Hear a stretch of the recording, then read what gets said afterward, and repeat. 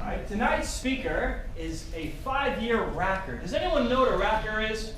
Someone who works for Rackspace. Bullseye. All right, for that you get your very own. Okay, our speaker tonight is a 5-year racker. Please welcome the Manager of Data Services for ObjectRocket by Rackspace, Sean Anderson.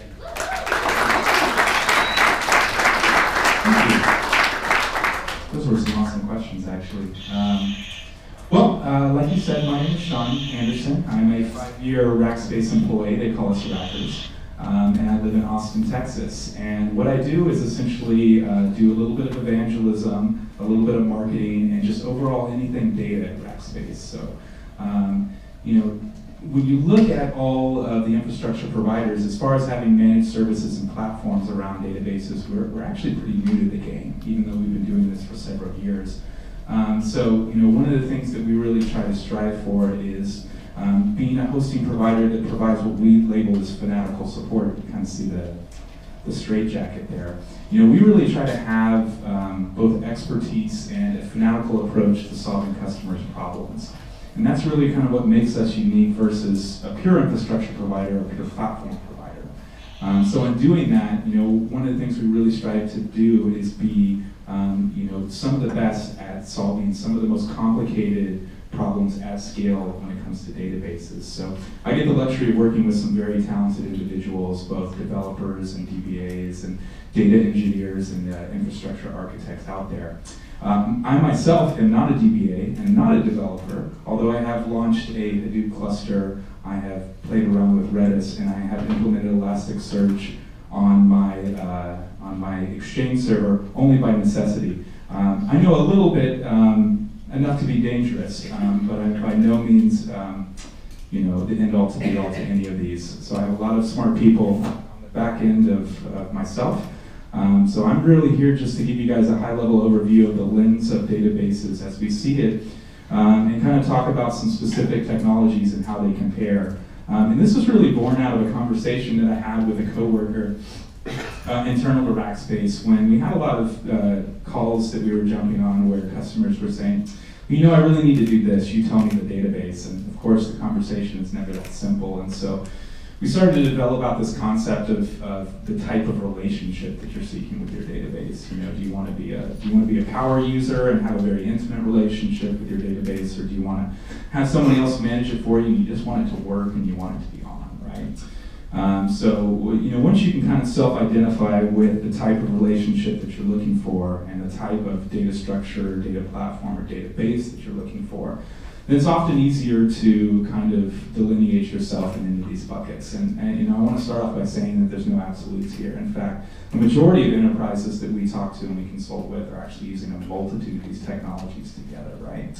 That doesn't mean that you have to, but there's some great use cases out there for this. So we'll kind of jump in if everything works. So, databases are pretty complicated tools, and they've grown significantly, over the last 5 or 6 years with kind of the emergence of NoSQL and big data technologies. You can pretty much look at the sea of NoSQL and big data solution vendors out there. And whenever we go to conferences, there's essentially 2 to 3 times the amount of vendors out there selling specific solutions to solve these database problems every new time we're there.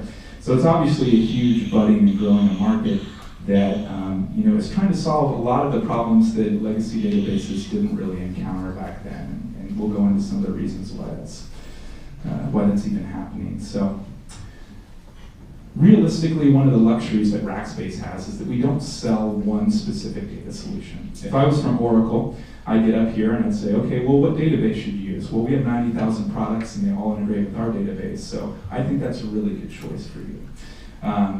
I have the luxury of not being into any specific technology, so at Rackspace, in order to provide fanatical support to a customer, I really need to understand what they're trying to do and give them the best technology in order to solve that problem. So that allows us to use a kind of breadth of technologies or a toolkit of technologies to address any of these specific concerns.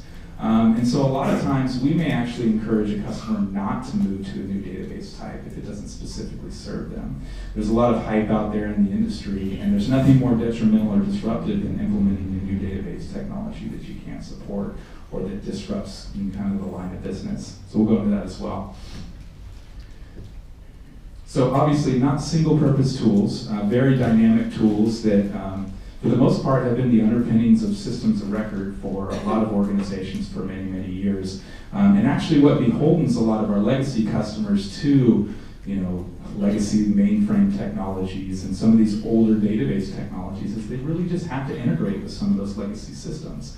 A newer shop, say like a mobile application or a net new startup, is going to have a lot less concerns in integrating with the previous legacy infrastructure than a larger company is.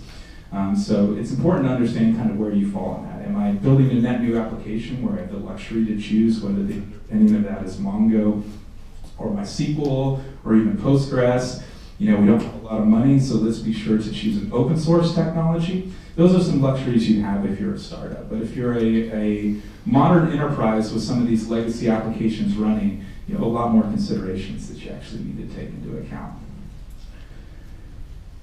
And so just like with any relationship, the type of relationship that we're seeking is complicated. There's a lot of conversations, maybe some expectations that need to get met along the way. But there's some sort of dynamic in conversation that has to be taken into consideration. Very rarely is it successful when your CTO goes to a conference, hears about the hot new databases, and then comes back and asks you guys to implement them. So we want to make sure that they're getting that type of information too, because we've seen a lot of that. So let's talk about how we get here. Traditional legacy databases were really custom, essentially custom built for the application, whereas newer modern applications are actually dynamically changing the way that things are being written to the database. When we start getting to flexible schema databases or ephemeral data structures like Redis, these are essentially databases that are inhibiting the action that the application wants them to do, right? Instead of the backend database inhibiting the behavior that the frontline applications should exhibit. And this is important, especially when we start to get into mobile and gaming and social implementations of applications, because they don't really fit the form and structure that we've used for many years. So we're starting to see this new type of application development, and hopefully that allows you guys to do new and exciting things with the database platform that those legacy technologies couldn't really facilitate. At the same time, those technologies are not going away, so we can't just brush them by the wayside. So what we're really moving to is this idea of a system of record, or essentially the database platform that's fueling the business, right? Whether it's billing systems, whether it's collecting information on my website, whether it's CRM. These system of records essentially have always been burdened with the fact that they need to be consistently available, because if my system of record goes down, I'm probably actually losing revenue every second, right? And so, for the most part, people are pretty hesitant to touch a system of record. In fact, we often see them running these in parallel with exploring net new technologies, just because of the bare fact that the interruption to the business is too strong, right? And we would discourage anybody in actually, implementing something that disrupted the business, or what we call like a rip and replace technology for something like an Oracle or a MySQL database. So we're kind of moving to the right here when we talk about systems of engagement. Systems of engagements now takes into account kind of a two-way communication or two-way relationship with my database, where it's reacting to the type of data that I'm putting there. I'm putting data that typically didn't go very well in a legacy database, so highly unstructured data, things like photos, log files that just were never really front of mind when these initial legacy technologies were being created. And especially when we get into big data, that's a lot about systems of engagement. It's about social, it's about mobile, it's about offering things that like recommendation engines that are essentially a real-time interaction between the database and the human. So this is kind of the trend that we're seeing here at Rackspace. Obviously, a lot of these net new sources really exacerbate the problem, right? So as you can see right here, I'm wearing both a GPS Nike watch and a fuel band.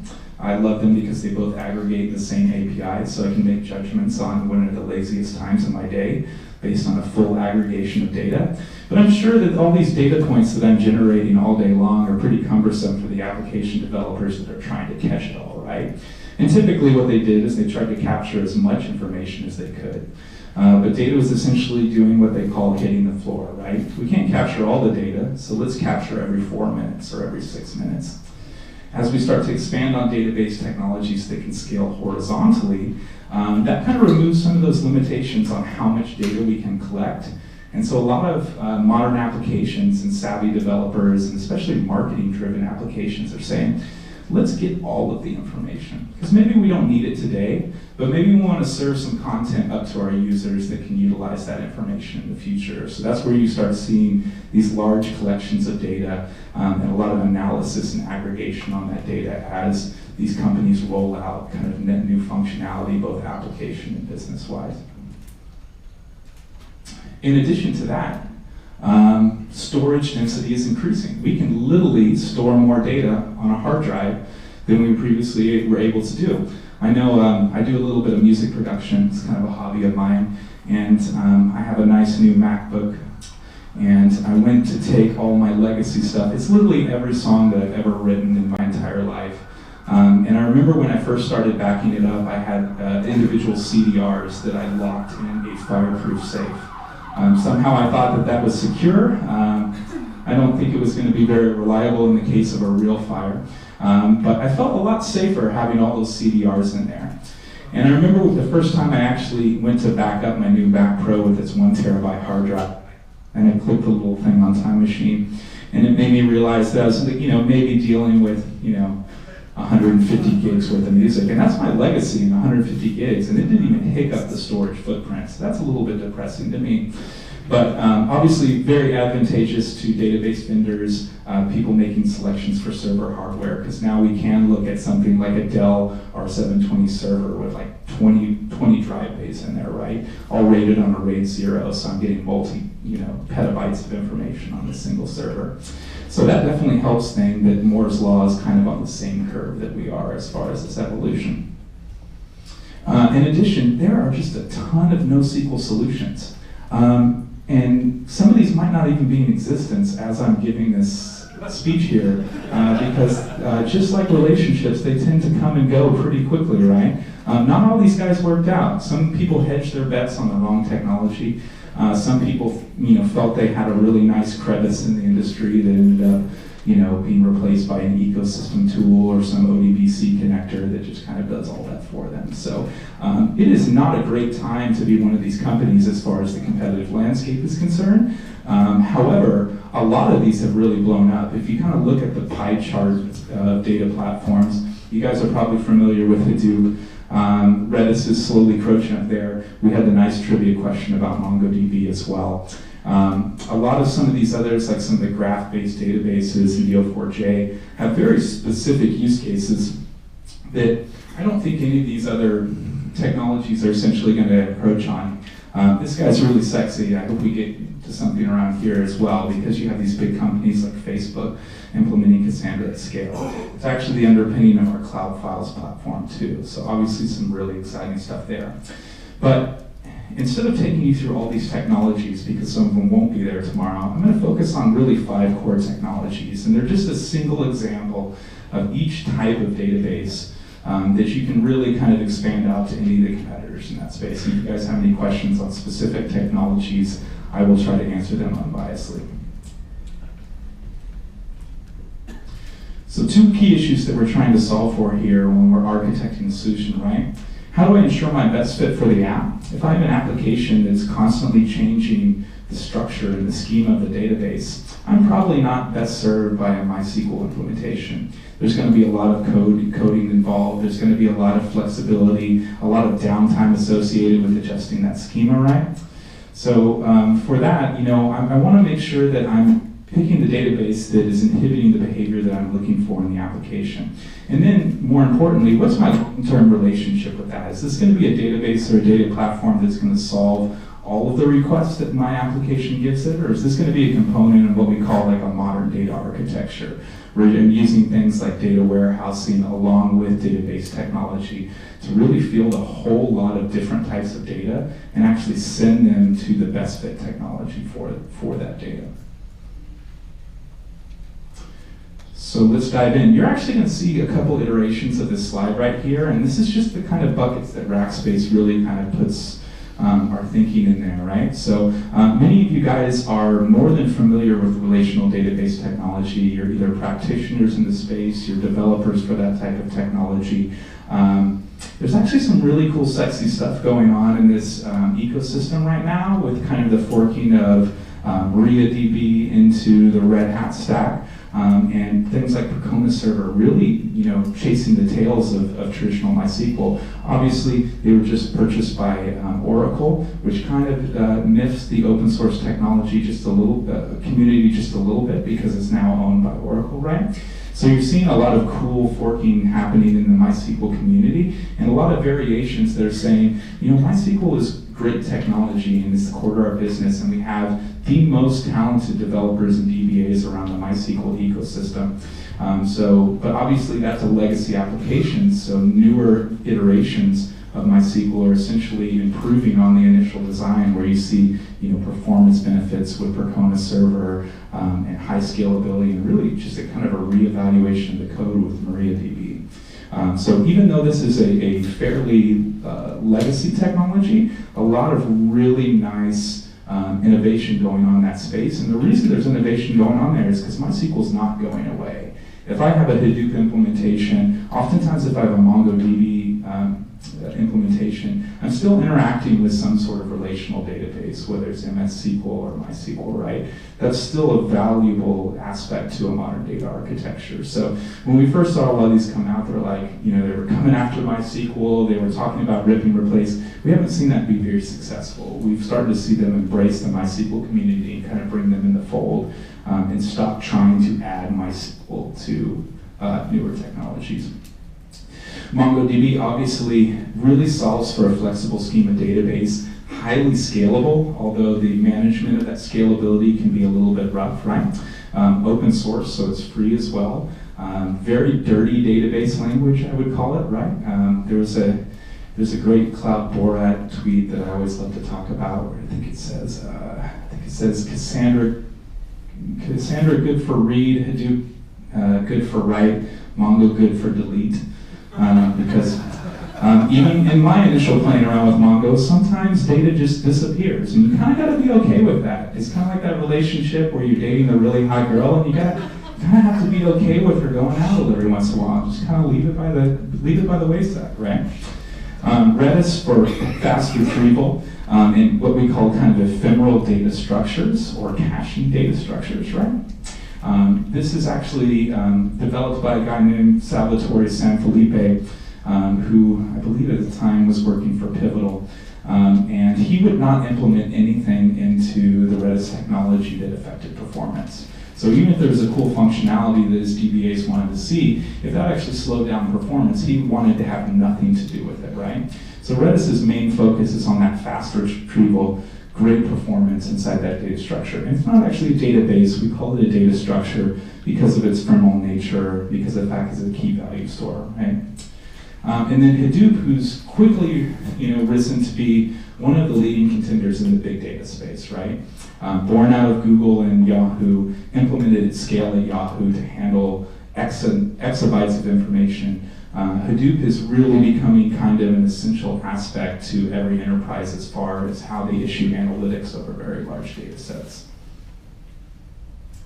So we kind of all know the strengths of relational databases. They're usually autonomous in nature.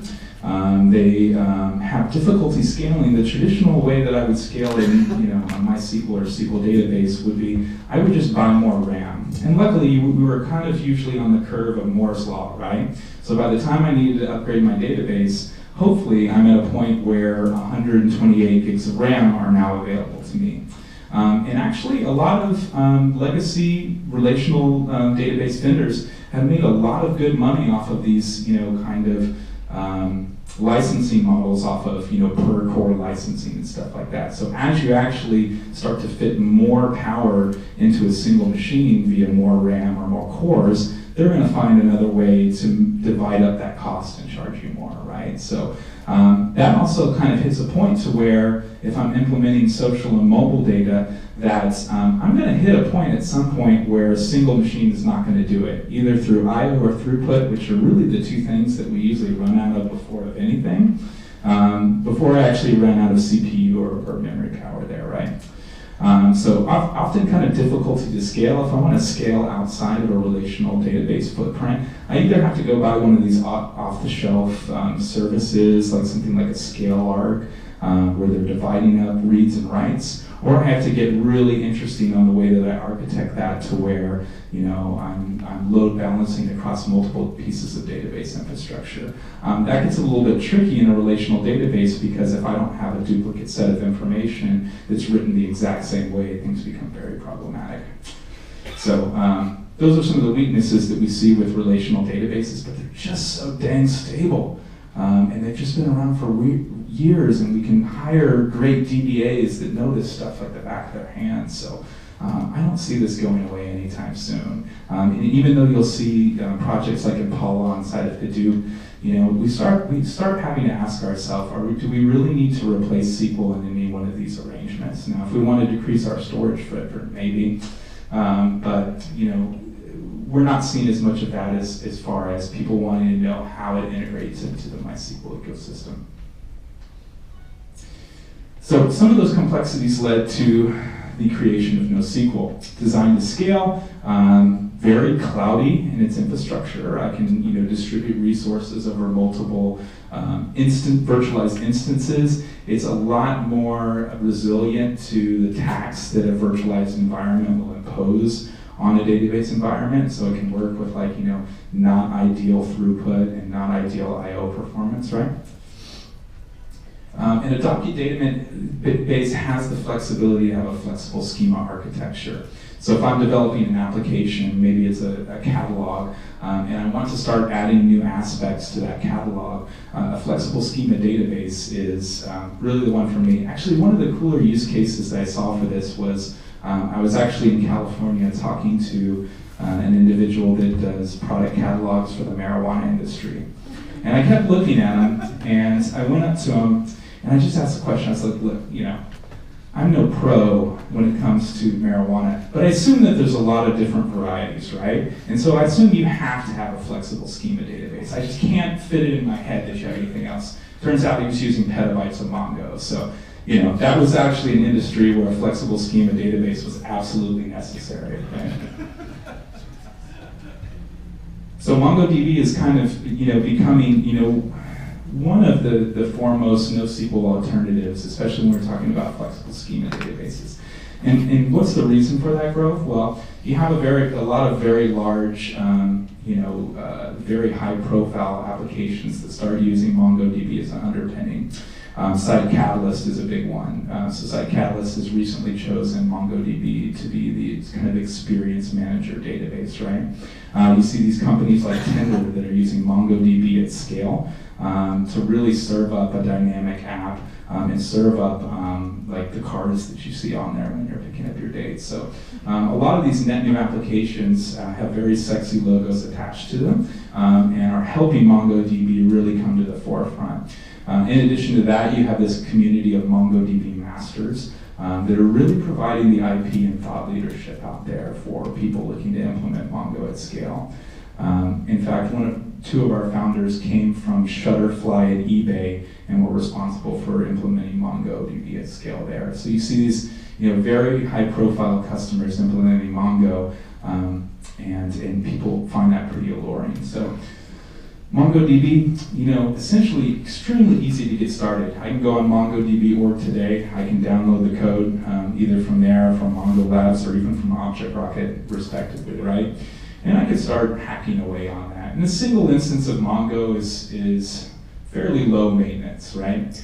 It's not till I really start to scale the technology that I start running into pretty significant problems. When I talked about the delete function that Cloud Borat was talking about, deleting data when it's distributed across multiple shards, gets really problematic, and maintaining that environment becomes really cumbersome. So at that point, I now have to inherently shard the architecture, and that actually, requires some thought into how I want to divvy up that shard, what they call that shard key. And so the management of that shard key and the management of the shards in general, once I start to scale, becomes pretty problematic. So what we see is a lot of people adopting MongoDB very quickly, but really hesitating at that point of scale to where they needed to operate over a significant amount of data. And that's actually one of the things that ObjectRocket has really excelled in for our customers. In fact, it's one of the reasons that we've gained so much popularity, is because we do manage some of these larger MongoDB installations. This is actually one of our customers here named AppBoy. They needed a flexible schema marketing automation platform for mobile apps. These are actually samples of their control panel and some of the code that was written there. I don't claim to know what all of this means.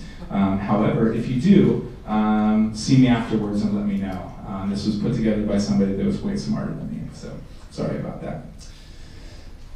And again, sometimes you combine databases. Very rarely, and part of the reason that ObjectRocket now has a suite of database tools is that we know we can't really engage the market with only part of the solution.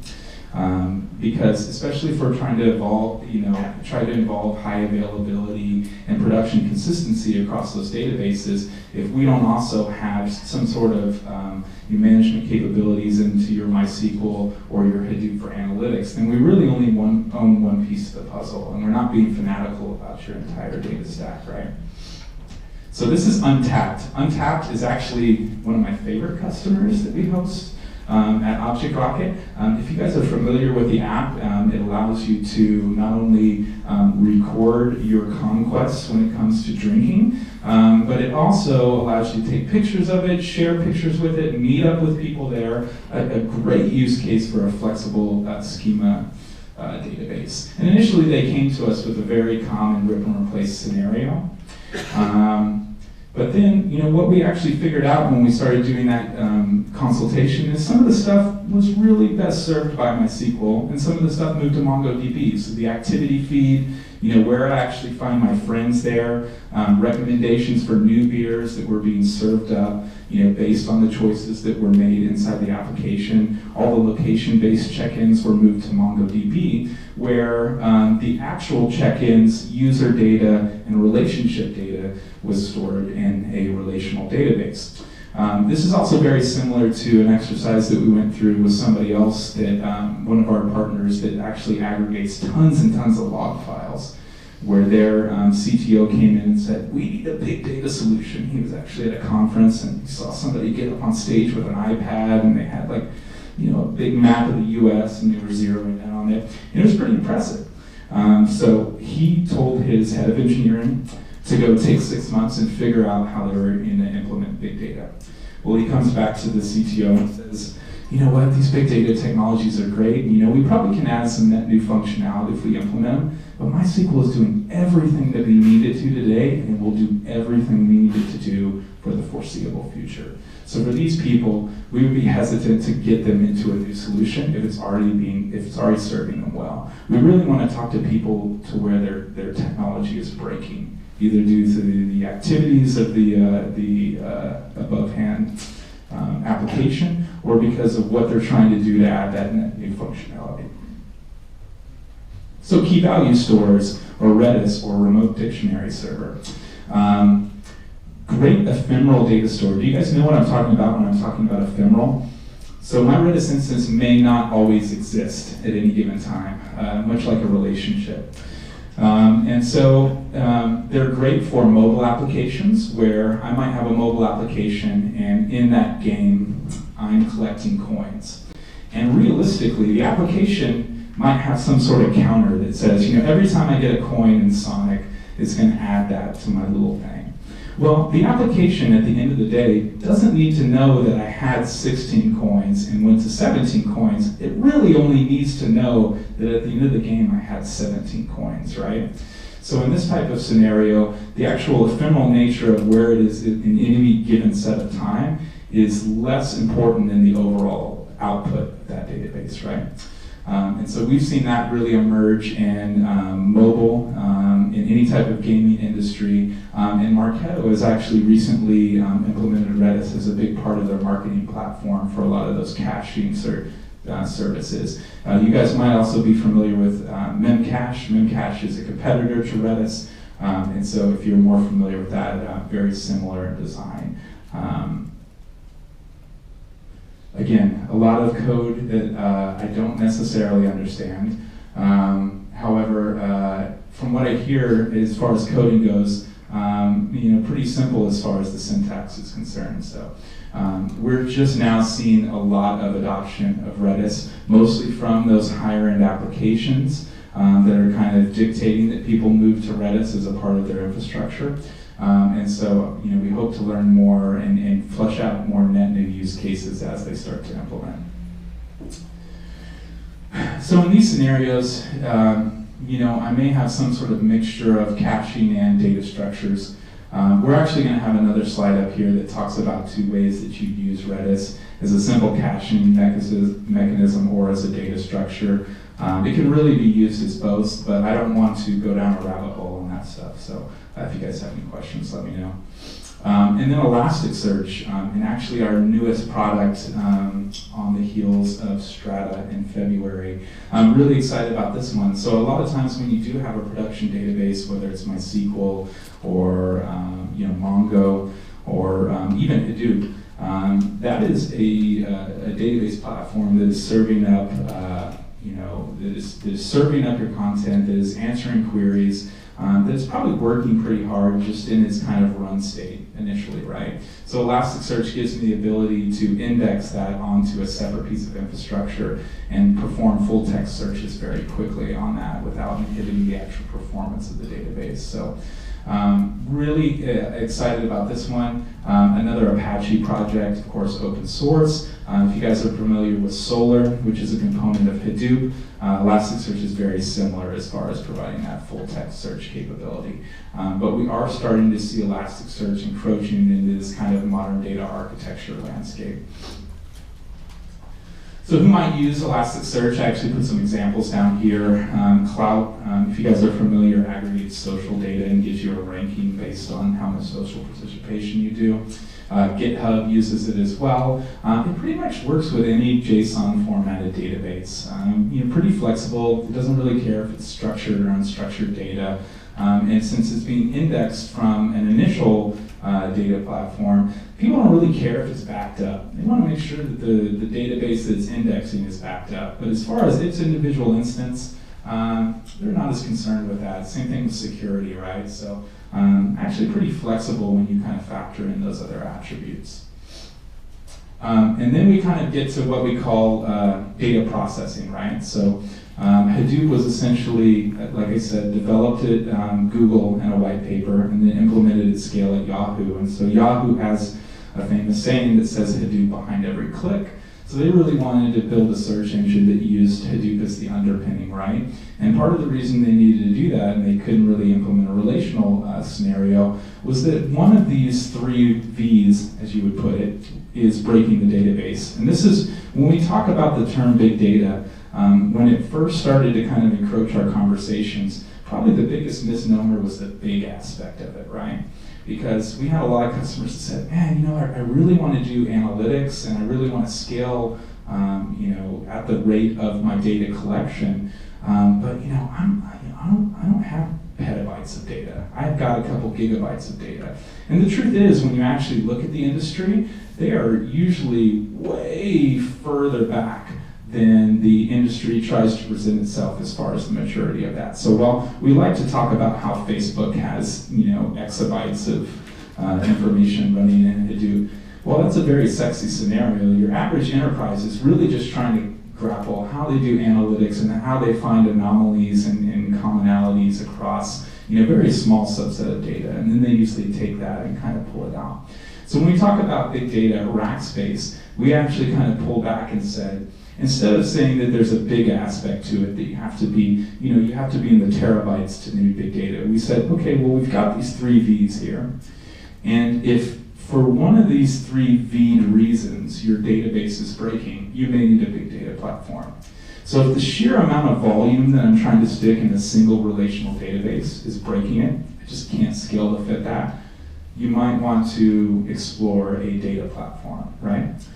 If the velocity, the amount of data coming into my data, to my clusters or my data processing unit is causing my database to break, I might look at something like Hadoop. Or if the sheer variety, I'm trying to do unstructured data, I'm trying to do videos and pictures, if that's breaking my database, then we would encourage you to look at some sort of big data technology. So one of the things we're really focused on is taking the big aspect away of that, because we actually think that that's probably the least important attribute to any big data technology, and it's just very confusing. And what is Hadoop? Just like we heard people kind of shouting out ecosystems tools, it's really just a collection of these tools. You have the two main components, which is the file system, HDFS, and MapReduce, which would be the kind of computational component there. A lot of these others are essentially modules that allow me to integrate other data types, other database processing there, including HBase, which is the NoSQL engine there, HCatalog to provide structure, Zookeeper, some of these other Flume and Scoop for getting data in and out of the platform, right? Then in addition to that, MapReduce was traditionally a very kludgy form of coding, right? Java-based. For anybody that's familiar with SQL syntax, they should be able to look at a MapReduce, like the same line of MapReduce to do the exact same thing, and it would be 3 to 4 times longer. It's just a very kludgy, very long coding language. And the problem with this is, I can go out there and I can find somebody that I can pay $250K a year that knows how to write MapReduce. But there's probably only a handful of those people that any given enterprise can poach at one time, right? So we had a little bit of time where these MapReduce developers were in high demand. They were getting poached from Google over to Yahoo and kind of all over the place, right? Hence to where the ecosystem actually pivoted, because they said, we've got a great industry of database professionals that know SQL syntax and know this like the back of their hand, and we trust these people to keep our systems of record going every day, and so we need to utilize these people inside of this ecosystem. And so the industry has actually moved away from writing core MapReduce. In fact, you'd be hard-pressed to even find the term MapReduce in any new iteration of Hortonworks or Cloudera when they talk about the technology. And so they have things like Hive and Tez, which allow the kind of SQL language in there, Aspace and the Cumulo, Storm for streaming, Pig for what they call Pig Latin, right? Just different ways that I can interface with Hadoop and do very common operations that I'm familiar with doing in a relational database on this very distributed, very high-performing cluster across multiple nodes. So again, like I said before, two ways that I can use Redis. Redis is a caching engine, just setting and getting information. And Redis is a data structure where I'm actually recording strings and hashes and lists and all that key value information. Both of those are completely they're valid and supported at Rackspace. It's just dependent on how you would actually use them there. So we've got kind of these two buckets here, and they both have advantages and disadvantages, right? SQL on all aspects is going to be considerably more secure. It is a well-matured product, whereas a lot of these NoSQL and data platform solutions are very new and are still growing, they're still gaining functionality. There's consistency across those. There's autonomy, and we'll get into the kind of aspects that we use to gauge a relational database versus a NoSQL platform that will essentially allow me the flexibility to figure out some of those attributes as I go along and scale that at the same rate that my data collection is happening. So here's kind of an example of if I was an organization and I wanted to use all 4 of these technologies, what would I use them for, right? In this one, my relational database is obviously going to keep my core information. So who am I taking money from and how am I going to ship them stuff? Great use case for SQL because it just doesn't break if you set it up correctly. Inventory prices, member info, very static information inside the organization. Whereas a document database like MongoDB might serve up something that's a little bit more dynamic, like a product catalog or customer relationships, social partitions, member comments, things that are changing very rapidly. Whereas the key value store or my Redis infrastructure might have my original home page info, any of the session information that really doesn't have to exist there after the session is expired, or at least I just need to know the byproducts of what's happening after that session is expired. And then something like analysis that may look into the clickstream analysis, the sales history of what's going on, that might be actually recommending new products to me based on things that I've clicked before, or based on the interaction from social media, or how I actually got to the website, right? So you see a lot of, more and more use cases to where they're using a multitude of data platforms. Cloud is actually a great use case. They have a great white paper out there that talks about each one of these databases and exactly what they use them for. This is kind of getting into what we would enable like a heterogeneous data layer, where you have all these types of data structures, you have all these types of data, and there's some sort of virtualized mechanism that's dishing that out to the relevant database. So that's kind of a future state that we're really excited to see, and having things like a data fabric where these things just all work together. Right now they're still a little kludgy. You might have some integration, you might have some ODBC connectors, but for the most part they are separate platforms, right? But they do know that they all have to integrate with each other in order to succeed moving forward.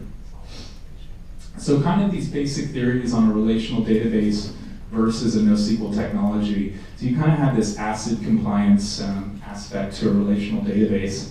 And ACID not only sounds cool, but it stands for atomicity, consistency, isolation, and durability, right? And these are kind of the core principles that any architecture is actually dedicated on. So if I have a transaction, it executes fully, even if something hangs in there, or even though I'm sending it to maybe several different server instances to do that, it really just needs to complete that single transaction. The consistent needs to be valid. We need to have a sure state at the end of that query has happened, or that insert has happened. Isolation, meaning that it needs to be isolated as far as the transaction from others inside that database. And the durability. A lot of times these are highly available architectures to where there's some sort of heartbeat in between the two, and I'm switching over in the event that one is not responding or that one is no longer serving up those queries, right? Whereas in NoSQL, we have something called base, which really just means it's basically available most of the time, and we're okay if it's not available that time because we just don't care and we need to scale. So that's not as good of an explanation, but basically the types of trade-offs that you're looking at when you choose any one of these databases, right? And then you have just the old scientific CAP theorem, right? So you have consistency, availability, and partition tolerance, and they always say you can pick two, right? So if I'm in a relational database, I might have a lot of consistency, I might have availability, but I don't really have a lot of partition tolerance, right? Versus NoSQL, where I do have that flexibility, a little bit of consistency, and almost no availability, right? So you might need to make the best choice based on what you would get fired for. And then, of course, there's all the other things you need to consider, which are what I would call the illities, right? Scalability, compatibility, configurability, availability, security, lots of flexibilities, tons of them in there, right? But each one of them, displays one or more of those attributes that would essentially fit your project. So what are we trying to do at Rackspace? So a little bit of explanation of what we do. ObjectRocket is a part of Rackspace that is hyper-focused on databases and data technology. And we want to be fanatical about our customers' data tier in the same way that we have a long history of being fanatical about their web scale apps and all these things on the back end, right? And realistically, with these new types of data, these systems of engagement, these are all net new sources of data. They're Twitter feeds, they're machine logs, they're log files from this fuel band that never existed before today, right? And so, one of the things that we want to do is be some of the best experts at understanding how people can send data to us, have a data platform, develop their app on top of that data platform, and just not worry about the other stuff.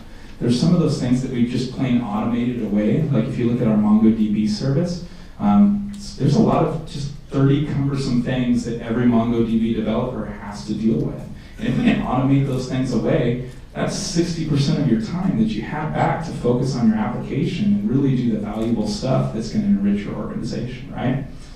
So this is kind of where we look at what's your long-term relation with your database. Do you want to be in the business of spending that kind of old average, which is 60% of any DBA's time, just kind of making sure that the system is healthy and available? Or do you want to spend that time in that DBA's expertise understanding new functionality and how to architect your database to do net new business value and shove that back into it? And so this is kind of a single slide that we really use to talk about exactly what type of relationship you want to have. I can DIY a database. I can do all of these things myself. I can pick the hardware, I can do the patching and upgrading, monitoring and sharding and all this other stuff, and I have full control and it's amazing. But if any one of these things doesn't work, then that's my job and I can totally get fired for that. And so I might say, you know what, I can partner with an Amazon, I can partner with a Savvis in the world. And they'll probably take care of the hardware selection. I can talk to a really smart architect and he'll tell me what to buy. I can install it. But then from there, pretty much maintaining the environment, doing things like clustering, maintaining multiple pieces of environment, that's all going to be up to me. And maybe I want that because I still want to be able to control the things that you see below here.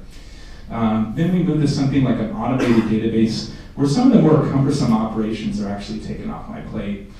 Do I really need to do patching? That seems like a lot of time. And also, if I don't do it right and things go down, that's a lot of hide off my ass. So I might actually look to somebody else to do these things right here, so I can focus on making it available, making sure it performs correctly, and really be a hero inside my organization.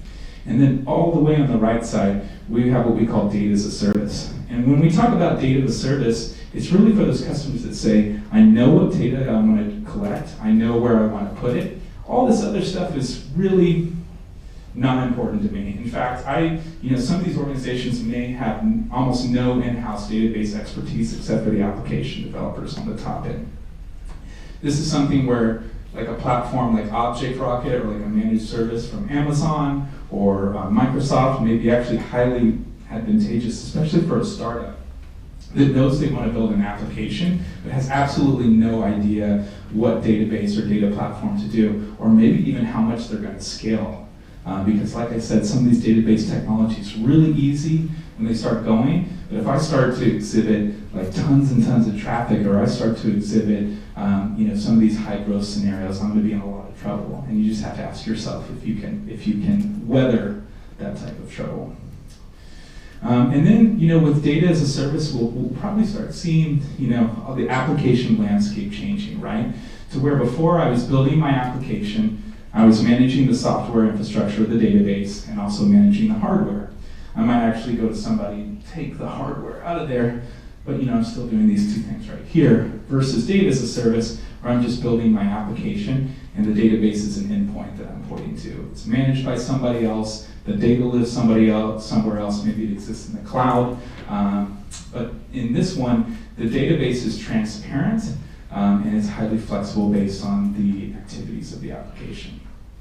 And then on top of that, I also have to make a choice on what type of deployment mechanism I want to choose. Do I want to host this in the public cloud where I might have varying performance? Is the performance of my application integral to making sure it's successful? Because with any public cloud, including Rackspaces, performance is variable. It's just the dirty truth of virtualization. It's the dirty truth of multi-tenant environments and what we call noisy neighbor effect. It's very hard to predict those types of performances, right? Now, if I am Netflix, I can build an application called ServerMonkey that goes and unplugs servers in a data center so I can chaotically plan for failure. But if I'm not Netflix and I don't have a ServerMonkey, then I might need something that's a little bit more reliable. And I think what you see is a lot of people looking towards what we call a managed cloud solution, where they still have some management capabilities and expertise around that, even an SLA, but the way that they're consuming is very cloudy. It's utility priced, it's based on performance, I can scale up and scale down, I can interact with it with an API, right? versus having something on-prem or having a dedicated server where I know exactly the performance. It's kind of like owning a car. I know the exact performance that car is going to give me. I know what the engine looks like. I know how much horsepower it has. I can basically, in any given day, understand the type of performance I'm going to get out of a single dedicated box. But that box is on all the time. I'm paying for it year-round. It probably takes about 2 months to stand up with any vendor that you go to. And if I start to experience those high growth scenarios, chances are that I'm not going to be able to stand up dedicated servers fast enough. In kind of the newer realm, when we talk about private cloud and we're talking about both Microsoft's vCloud as well as OpenStack, which Rackspace is heavily involved in. This is kind of a newer area where companies internally are brokering resources with each other. So a good use case for private cloud may be in between 9 and 6 p.m. I need compute resources to run my system of record. It has to be available. It's running my customer management system. It's running everything inside my business. But on those off-peak hours, gee, I'd really love to run some analytics on that data. So let me just take these compute instances, throw them over here and let my Hadoop cluster have them. Or throw them over here and let Burst or some sort of SQL scaling solution handle that. So that is kind of a new use case that we're seeing. Still very immature as far as the integration of multiple data platforms. But inside of OpenStack, you'll see projects like Sahara, which is implementing Hadoop into OpenStack. You have Trove, which is the database engine inside of OpenStack. And actually, at Rackspace, all of our public cloud products are simply the projects that we basically contribute back into the open source community. So we have a platform called Cloud Files, that's simply Swift on top of OpenStack. We have something called Cloud Databases, that's simply Trove. And then we have something called Cloud Big Data, which is the Hadoop instance on there. And one of our core values is that we eat our own dog food and we contribute back to the open source community, because that matters.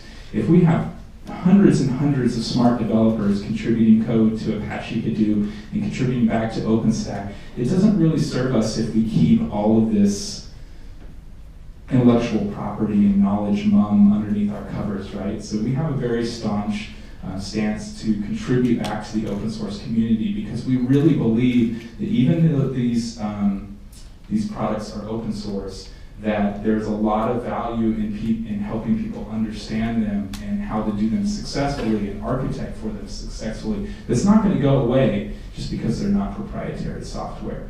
So this is kind of data services as Rackspace as we know it. We support all of these database technologies here. We can provide them as a utility service on our cloud. We have a cool new product called On Metal that basically uses a thin OpenStack client to deploy a bare metal server, so it doesn't have the virtualization tag attached of a regular server. But I can still provision it from an API in less than a minute. That's pretty cool. And then traditional dedicated hosting. We will never give up dedicated hosting. There are some customers that due to compliance concerns, due to regulations on their data, will never be able to let that live in a virtualized environment. And that's still a very real aspect of the industry that we're in today. So one of the things that we see is what we call a Rack Connect solution, where a customer might have web assets in the public cloud. They may have a database and dedicated hosting, and those things have a very robust pipe in between them that allow me to send that information back and forth. So one of our biggest published case studies is Domino's.com. If you look at Domino's, several of their assets are hosted in the cloud, all of their advertisement, all the flashy things that are on their website. But when I actually go to order a pizza, I'm shot right back into dedicated hosting to a firewall and a single database that I can ensure will capture all that information. And then once I've made that transaction, I'm back out in the cloud to my pizza tracker and tracking that thing towards my house. So we are seeing an emergence of what we call a hybrid technology that's utilizing both of these two form factors that we think is really interesting and will probably help bridge the gap from kind of just ripping the Band-Aid off and telling everybody that they have to move to the cloud. And that's all I've got.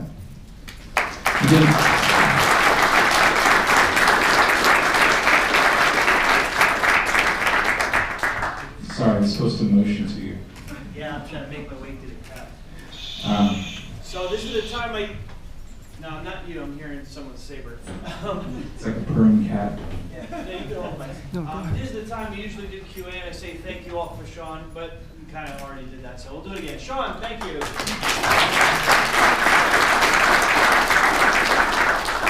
Good audience. Questions? Who wants to do the first one out? Yes. Yeah, so I know there's complexity with B3C type of combination effect, but do you benchmark any of this? I mean, you know, if I'm running X number of videos or Y number of pictures or whatever, do you have any kind of benchmark that would help me to tell me when my things might break, right? Because you talked about, you know, it might break and then you have to switch over, and I don't want to get to that. You know, there is guidelines based on, like, if I have a MySQL instance, maybe that's 5.5, whatever. I will have some sort of idea on the max amount of concurrent connections and transactions that I can have there. Now, the infrastructure being able to facilitate that is a little bit grayer area, because then things like I/O and throughput come in there. Their consistency over what's actually happening with the database at any given time is a little bit nebulous. So yes and no. I probably have some sort of indication if I were starting from day one, whether you know, a relational database or something a little bit more flexible is going to be needed. That doesn't mean that we don't talk to a lot of people that outgrow their relational database solutions very quickly. So I'd say for the actual software and on the transaction side, when you're looking at those types of benchmarks, yes, you do. And then it's really where you want to go. There's, you know, benchmarks are kind of a funny thing, because I remember one time I was talking to a developer and I'm like, oh, let's do a benchmark on this. He's like, all right, well, how do you want it to read? I was like, what kind of question is that? I want it to read the truth. But apparently you can run a benchmark in a lot of different ways to give you whatever type of desired outcome that you want. So they're a tricky thing. Yeah, next question. Yes. Well, thank you for a very enlightening presentation. Thank you. On what, just to put this in context, let's say when I have a startup and there's not a lot of infrastructure, and of course, as an architect, you want to mitigate risk. So I'd like to focus just on, let's say, in a virtualized mode. And you mentioned towards the end of your slides about, let's say, virtualization. And for example, I'd just like to have your opinion, let's say, for Amazon Web Services. Okay? With Amazon Web Services, a lot of the, what we call all the acronyms that we throw out about the Hadoop ecosystem, really from a panel, you could, I mean, I'm not trying to sell AWS, Yeah. but you could spin right from the panel 100 Linux instances, Absolutely. and you have 11 from a drop-down panel. I mean, that's how fast I was amazed when I first saw this. You have a drop-down panel, and you can pick 11 different types. You have multi-core, single-core, and all this. So what I'm trying to drive at is that if you have, let's say, for this particular use case, where if you have, you know, you made a very good point, well, if I have a, you know, developer team in-house, do we want it in-house? But now with virtualization, okay, there's a cost, okay, basically you're getting Hadoop as a rental service. Yes. Thereby, when you do that, you don't have to concentrate, okay, I gotta worry about patching, I don't have to worry about what type of Linux flavors, you don't have to worry about a lot of this infrastructure. So then, if you're, let's say, the CTO, you're concentrating on the use case. Why not use all this development brain power and use it for solving the business problems rather than playing, you know, I got to tweak the threads.h, Linux. So I just want to know, you know, what I'm trying to say, does AWS and all this virtualization, given the proper use case, have a future? Yeah, they absolutely do. And there's absolutely a reason why there is a free startup tier at Rackspace or Amazon or anywhere else. It is my personal view, and not accepted by everybody, that if you're a startup, then I can't think of any reason why you would want to continually manage a database. That just seems like a non-revenue generating activity that can be supplemented by a managed service very easily. And honestly, at this point, at both Amazon and Rackspace very cheaply, right? And that does allow you to have a very thin team that focuses on application development and all those other things. Now, what I think actually ends up happening is, and we see this happening all the time too, is this idea of rogue IT, right? We talk to a lot of companies and they say, we've got nothing hosted at Amazon, and we're like, are you sure you want to check your billing real quick? Because I guarantee you one of your developers is using, that is procurement processes, legal, compliance, governance, simply move too slow for a lot of newer organizations to get up and running. And so we actually see the opposite happening, to where I'm a developer and I know I need to get a new function added to my application. And I can't wait for internal IT to implement that internally for me. So I'm going to go out there and I'm going to deploy this on Amazon, and I'm actually going to do my proof of concept or my proof of value before I ever get into any of the messy stuff. I'm going to go to the business and say, hey, look, I spun this up on Amazon, sorry. It works, it does everything that we need it to, and it costs us fractions of what we would do to stand this up internally. Oh, okay, continue to do that. Where it starts to get a little bit heftier is when you have multiple silos of the business doing rogue IT activities. Because what it eventually ends up doing is bubbling up to the CTO or even the CFO, actually more commonly the CFO, when he gets the Amazon bill and goes, oh crap, we have 30 developers using each a 30 gig siloed instance of this Amazon product. Why can't I just have a shared storage infrastructure and everybody doing the same thing on top of that? So I think that's a common problem for a larger organization, is they have this rogue IT, and then the CTO or the head of infrastructure has to figure out how to bring it all together and save costs at the end. But for a startup, that's not going to happen, a majority of the time. And so I really struggle to understand why a startup would get into the business of managing databases. Okay, well, that was great, yeah. Would it be possible on the previous slide for a second? Yes. So you're showing a picture here of capabilities across infrastructure as a service, basically infrastructure where you actually own the hardware to some degree, and then dedicated hosting. It's not very clear to me where ObjectRocket lives. Is it ObjectRocket something that lives in either of those? Are we of those? Yes, correct. So we allow the deployment capability to be abstracted from the services. So with two services, so this is Rackspace proper, and we're really talking about these two right here. We've been supporting SQL Server, Oracle, and MySQL for the greater part of 10 years. And we have a huge DBA team poached from some of those other companies, right? And then ObjectRocket, which you can think of it as consultative DBA services with a lot of that automation baked in, right? So this is really one of our bigger differentiators from a player like Amazon that provides no support. So I can go to Amazon and get a majority of these services cheaper than Rackspace. It's just the dirty truth. We're never the cheapest provider. We're closing the gap on that. However, we really believe that we service a different type of customer, and that customer is a managed cloud customer, and they need help. They need more than a document repository. They need more than online videos or Stack Overflow to figure out a problem. And so this is really where ObjectRocket comes in, and we're hiring 3 of the 30 MongoDB masters out there.